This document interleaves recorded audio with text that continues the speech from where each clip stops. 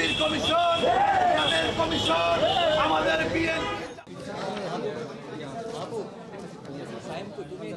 গণমাধ্যমের আমার প্রিয় সহকর্মী বৃন্দ, আসসালামু আলাইকুম। আমি সহ আমার কমিশনের মাননীয় কমিশনার বৃন্দ বিগত 2.5 বছর বিভিন্ন উপলক্ষে আপনাদের সাথে একত্রিত হয়েছিলাম। বিভিন্ন উপলক্ষে আমরা মত বিনিময় করেছি। আমাদের বিভিন্ন কাজে আপনারা অত্যন্ত আন্তরিকভাবে সকল সময়ে আমাদেরকে সহায়তা করেছেন, যা আমাদেরকে সত্যিই কৃতজ্ঞ বিমুগ্ধ করেছিল। আজকে আমাদের বিদায় লগ্নে আপনারা জানেন দেশে একটা বড় ধরনের জনতার ছাত্র জনতার যে অভ্যুত্থান, এটা আমাদের দেশকে আগামীতে প্রবল সংস্কারের দিকে এগিয়ে নিয়ে আরও সুন্দর একটি বাংলাদেশ সৃষ্টির যে প্রতিশ্রুতি দেওয়া হয়েছে, আমরা সকলেই আশাবাদী সেই স্বপ্ন অচিরেই বাস্তবায়িত হবে। আগামী দিনের বাংলাদেশ সকল বিষয়, প্রশাসন, বিচার, নির্বাচন সব কিছু অনেক সুন্দর হবে।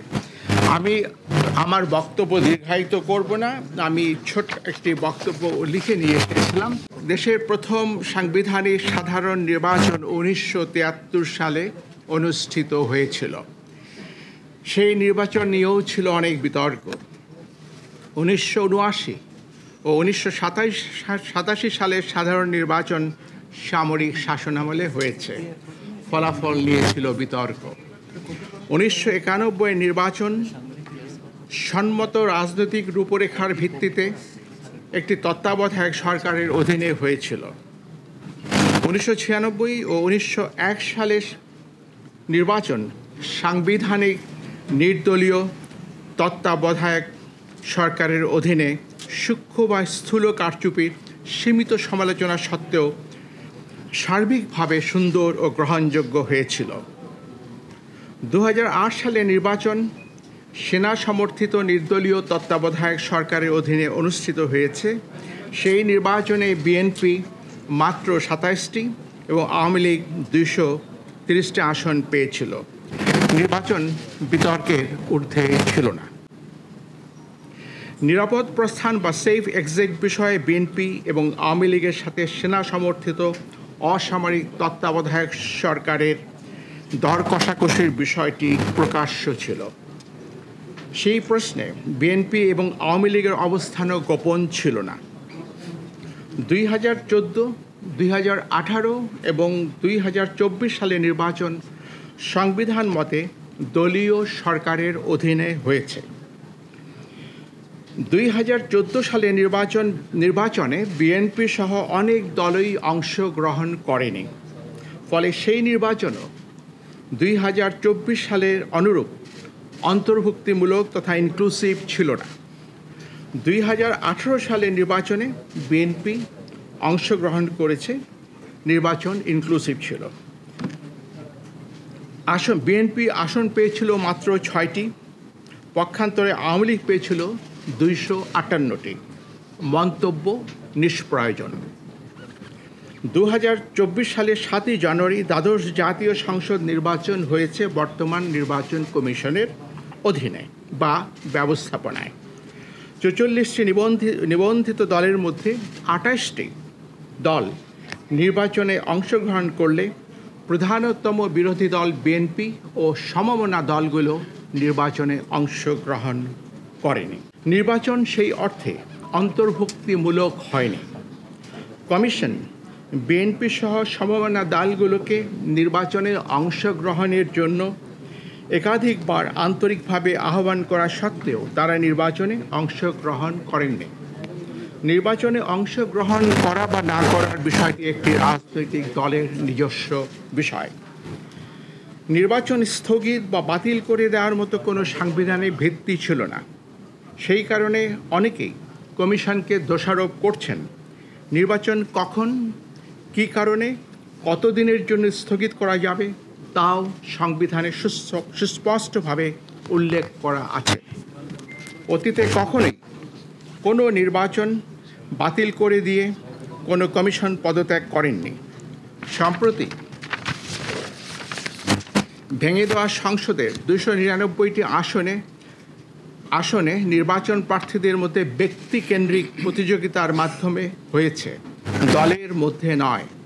299টি আসনে 1969 জন প্রার্থী প্রতিদ্বন্দ্বিতা করেছেন। নির্বাচন নিষ্পন্ন করা অতিশয় কঠিন একটি কর্মযজ্ঞ। নির্বাচন গ্রহণযোগ্য না হওয়ার সকল দোষ ও দায়িত্ব সকল সময় কেবল নির্বাচন কমিশনের উপর এককভাবে আরোপ করা হয়ে থাকে।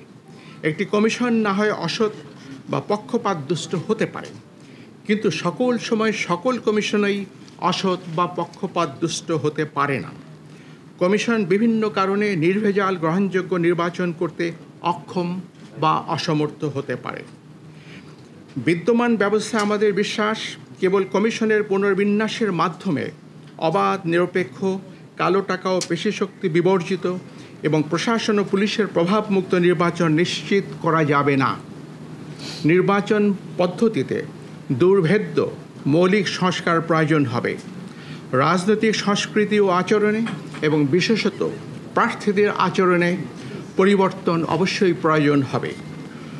1973 থেকে হওয়া অতীতের অন্যান্য সকল নির্বাচন ছাড়াও 2008, 2014 এবং 2018 সালের নির্বাচনের বিতর্কিত সন্দিগ্ধ বিষয়গুলো বিবেচনায় নিয়ে কমিশন পরবর্তী সকল নির্বাচনগুলো সতর্কতার সাথে আয়োজনের চেষ্টা করেছে।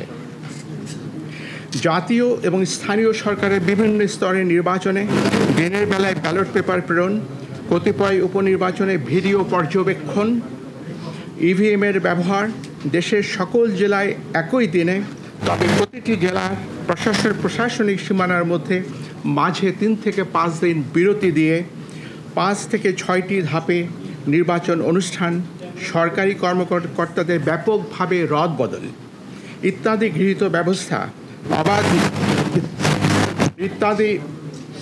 ব্যবস্থা নির্বাচন অবাধ, নিরপেক্ষ ও সুশৃঙ্খল করতে অনেকটাই সহায়ক হয়েছে। নির্বাচন মূলত একদলীয় হওয়ার কারণে কারচুপি বা সরকারিভাবে প্রভাবিত করার প্রয়োজন ছিল না। আমি স্পষ্ট করে বলছি, নির্বাচন যেহেতু একদলীয় ছিল, কাজে এই নির্বাচনকে সরকারিভাবে প্রভাবিত করার কোনো আবশ্যকতাও কার্যত ছিল না। নির্বাচন দলের ভেতরেই হয়েছে, মধ্যে হয়নি, উইদিন হয়েছে, বিটুইন হয়নি।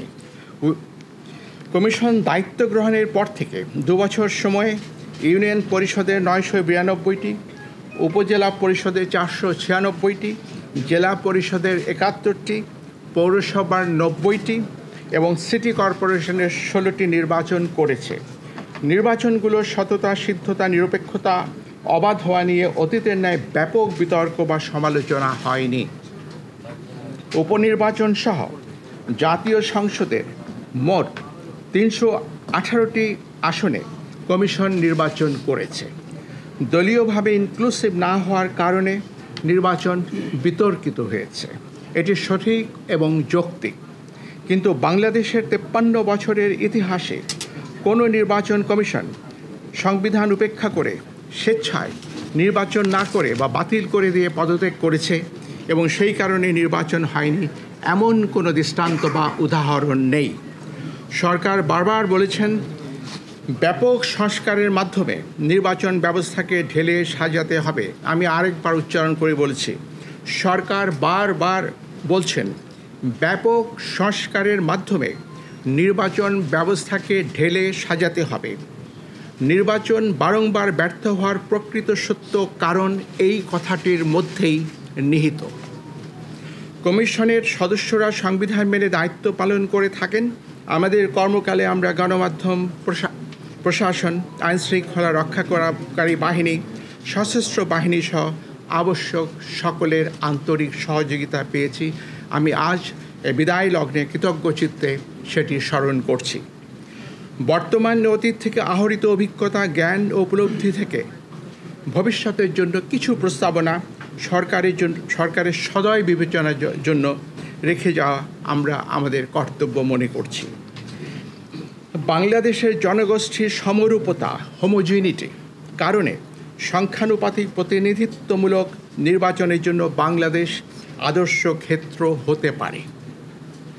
সেই সাথে নির্বাচন 4 বা 8টি পর্বে, প্রতিটি পর্বের মাঝে 3 থেকে 5 দিনের বিরতি রেখে অনুষ্ঠান করা ব্যবস্থাপনার দিক থেকে সহজ ও সহায়ক হতে পারে। আমাদের প্রবর্তিত অনলাইনে নমিনেশন দাখিল অব্যাহত রেখে নির্বাচন প্রক্রিয়ায় প্রযুক্তির ব্যবহার অপটিমাইজ করতে পারলে আমাদের ধারণায় এটি ভবিষ্যতের জন্য উত্তম হবে।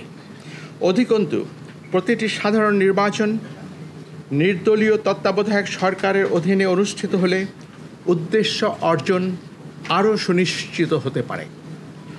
পরিশেষে আপনাদের অবহিত করতে চাই, আমি সহ মাননীয় কমিশনারগণ দেশের পরিবর্তিত বিরাজিত অবস্থায় পদত্যাগ করতে মনস্থির করেছি। আমরা অদ্যই পদত্যাগপত্র মহামান্য রাষ্ট্রপতির সমীপে উপস্থাপনের নিমিত্ত কমিশনের সচিব মহোদয়ের হাতে দেব।